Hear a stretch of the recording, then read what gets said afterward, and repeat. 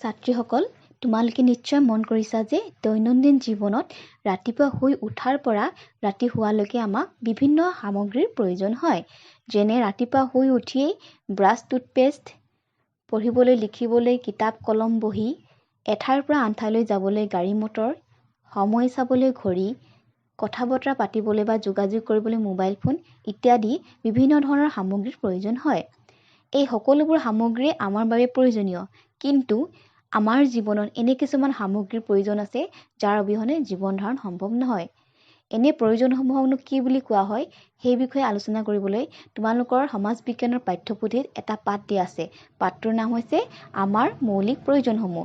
আজি আমি এই ভিডিঅ'টোত এই পাঠটোৰ বিষয়ে আলোচনা কৰিম। প্ৰথমতেই আমি জানিব লাগিব মৌলিক প্ৰয়োজন মানেনো কি। ইতিমধ্যে আমি আলোচনা কৰি আহিছিলোঁ যে আমাৰ জীৱনত এনে কিছুমান সামগ্ৰীৰ প্ৰয়োজন আছে যাৰ অবিহনে জীৱন ধাৰণ সম্ভৱ নহয়, আৰু এই সামগ্ৰীবোৰকেই মৌলিক প্ৰয়োজন বুলি কোৱা হয়। আমি এনেধৰণে ক'ব পাৰোঁ, মানুহৰ জীৱন ধাৰণৰ বাবে অপৰিহাৰ্য বা এৰাব নোৱাৰা প্ৰয়োজনসমূহকে মৌলিক প্ৰয়োজন বুলি কোৱা হয়। মানুহৰ মৌলিক প্ৰয়োজন হৈছে তিনিটা: আহাৰ, সাজপাৰ আৰু বাসস্থান। আহাৰ হৈছে যিবোৰ খাদ্য আমি খাওঁ, সাজপাৰ হৈছে যিবোৰ কাপোৰ আমি পিন্ধো, আৰু বাসস্থান হৈছে য'ত আমি থাকোঁ। এইকেইটা হৈছে মানুহৰ মৌলিক প্ৰয়োজন, যাৰ অবিহনে মানুহ থাকিব নোৱাৰে।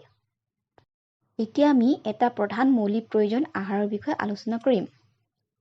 আহাৰ মানেনো কি? আহাৰ হৈছে যিবোৰ খাদ্য আমি খাওঁ, গোটা বা জুলীয়া। গোটা খাদ্য হৈছে ভাত, ৰুটি, বিস্কুট ইত্যাদি যিবোৰ দাঁতেৰে চোবাই খাওঁ। আনহাতে জুলীয়া খাদ্য হৈছে পানী বা আন তৰল খাদ্যসমূহ। এই সকলোবোৰকে একেলগে সামৰি আহাৰ বুলি কোৱা হয়। আহাৰক বাৰু কিয় মৌলিক প্ৰয়োজন বুলি কোৱা হয়? চাওঁ আহা। প্ৰথমতে আমি আহাৰ খাওঁ জীয়াই থাকিবলৈ।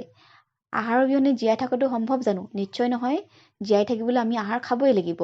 ইয়াৰ উপৰিও শৰীৰৰ বৃদ্ধি আৰু বিকাশৰ বাবে, তোমালোকে এতিয়া সৰু হৈ আছা, লাহে লাহে ডাঙৰ হ'বা, ওখ হ'বা। গতিকে শৰীৰটোৰ বৃদ্ধি বিকাশৰ বাবে ওখ ডাঙৰ হ'বলৈ আহাৰ খাবই লাগিব। আহাৰ খালেহে আমাৰ শৰীৰটোৰ বৃদ্ধি হ'ব, বিকাশ হ'ব। এটা সুস্থ শৰীৰৰ বাবে আহাৰৰ প্ৰয়োজন। আমাৰ শৰীৰটোক সুস্থ কৰি ৰাখিবলৈ, নিৰোগী কৰি ৰাখিবলৈ আহাৰ খাবই লাগিব। যদি আমি আহাৰ নাখাওঁ, শৰীৰটো দুৰ্বল হৈ পৰিব, বেমাৰ আজাৰে আক্ৰমণ কৰিব। গতিকে শৰীৰটোক ভালদৰে ৰাখিবলৈ আহাৰ খাব লাগিব। আহাৰ খালেহে আমাৰ শৰীৰটো সুস্থ হৈ থাকিব, সবল হৈ থাকিব। কাম কৰিবলৈ শক্তি পাবলৈ আহাৰৰ প্ৰয়োজন। আমি দৈনন্দিন জীৱনত বিভিন্ন ধৰণৰ কাম কৰোঁ, আৰু এই কামবোৰ কৰিবলৈ আমাক শক্তি লাগে। এই শক্তি আমি আহাৰ খালেহে পাম। যদি আহাৰ নাখাওঁ, আমি শক্তি নাপাম। গতিকে মানুহক জীয়াই থাকিবৰ বাবে, শৰীৰৰ বৃদ্ধি আৰু বিকাশৰ বাবে, এটা সুস্থ শৰীৰৰ বাবে আৰু কাম কৰিবলৈ শক্তি পাবলৈ আহাৰ প্ৰয়োজন। সেয়েহে আহাৰক মৌলিক প্ৰয়োজন বুলি কোৱা হয়। আমি খোৱা আহাৰবোৰক দুটা ভাগত ভাগ কৰিব পাৰি: মূল আহাৰ আৰু উপ আহাৰ।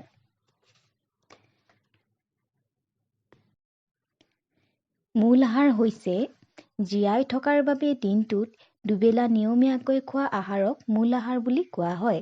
অৰ্থাৎ আমি দৈনিক যি আহাৰ দুবেলা নিয়মীয়াকৈ খাওঁ সেয়াই হৈছে মূল আহাৰ। যেনে ভাত, ৰুটি ইত্যাদি।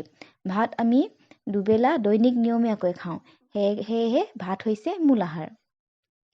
মূল আহাৰে আমাৰ শৰীৰক নিয়মীয়াকৈ শক্তি আৰু পুষ্টিৰ যোগান ধৰে। মূল আহাৰে আমাৰ শৰীৰটোক শক্তি দিয়ে আৰু পুষ্টি মানে হৈছে শৰীৰৰ বাবে প্ৰয়োজনীয় কিছুমান উপাদান, যেনে ভিটামিন, খনিজ দ্ৰব্য ইত্যাদিৰ যোগান ধৰে। গতিকে জীয়াই থাকিবলৈ মানুহে মূল আহাৰ খাবই লাগিব, আৰু মূল আহাৰেহে প্ৰধানকৈ শৰীৰটোক শক্তি আৰু পুষ্টিৰ যোগান ধৰে। মূল আহাৰৰ উপৰিও দিনটোৰ আন আন সময়ত খোৱা আহাৰক উপআহাৰ বুলি কোৱা হয়। অৰ্থাৎ মূল আহাৰৰ বাহিৰেও দিনটোৰ আন আন সময়ত যি যি খাদ্য খাওঁ সেয়াই হৈছে উপআহাৰ। যেনে লুচি ভাজি, বিস্কুট, আইচক্ৰীম, চকলেট, চানাচুৰ, মেগী ইত্যাদি। এই উপহাৰসমূহ আমি মূল আহাৰৰ দৰে দৈনিক দুবেলা নিয়মীয়াকৈ নাখাওঁ, মাজে সময়েহে খাওঁ।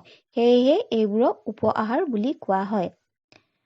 উপআহাৰৰ পৰাও আমাৰ শৰীৰটোৱে কিছু পৰিমাণে পুষ্টি লাভ কৰে, কিন্তু উপআহাৰ অধিক খালে আমাৰ শৰীৰটোৰ অপকাৰ সাধন কৰে। চানাচুৰ অধিক খালে পেটৰ ৰোগ হ'ব পাৰে। ঠিক সেইদৰে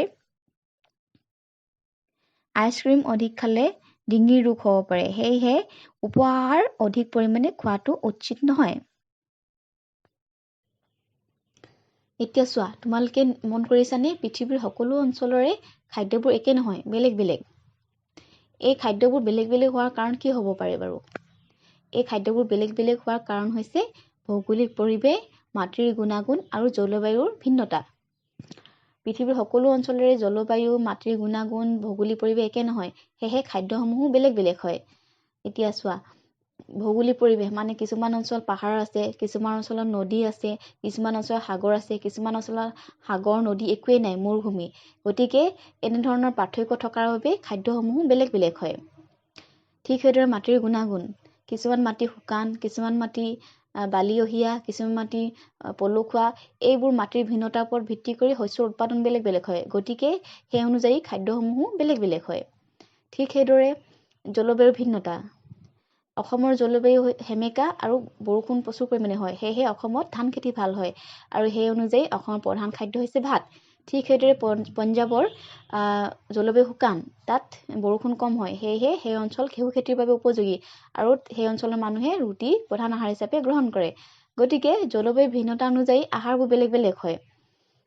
ঠাণ্ডা অঞ্চলৰ খাদ্যবোৰ বেলেগ হ'ব, ঠিক সেইদৰে গৰম অঞ্চলৰ খাদ্যবোৰ বেলেগ হ'ব। গতিকে মানুহৰ খাদ্যৰ ভিন্নতাৰ কাৰণ হৈছে জলবায়ুৰ ভিন্নতা, মাটিৰ গুণাগুণৰ ভিন্নতা আৰু ভৌগোলিক পৰিৱেশৰ ভিন্নতা। এই সকলোবোৰ বেলেগ বেলেগ হোৱাৰ বাবে খাদ্যসমূহো বেলেগ বেলেগ হয়। আৰু যিবোৰ অঞ্চলত যিবিধ শস্য প্ৰচুৰ পৰিমাণে উৎপাদন হয়, সেই অঞ্চলৰ মানুহে সেই শস্যকেই প্ৰধান আহাৰ হিচাপে গ্ৰহণ কৰে। আমাৰ অসমত যিহেতু ধান খেতি প্ৰচুৰ পৰিমাণে উৎপাদন হয়, গতিকে অসমৰ প্ৰধান আহাৰ হৈছে ভাত। আৰু কিছুমান অঞ্চল আছে যিবোৰ অঞ্চলত একো খেতি বাতি নহয়, শস্যৰ উৎপাদন নহয়। সেইবোৰ অঞ্চল হৈছে উদাহৰণস্বৰূপে মেৰু অঞ্চলত, মানে য'ত বছৰ 12টা মাহে বৰফাবৃত হৈ থাকে।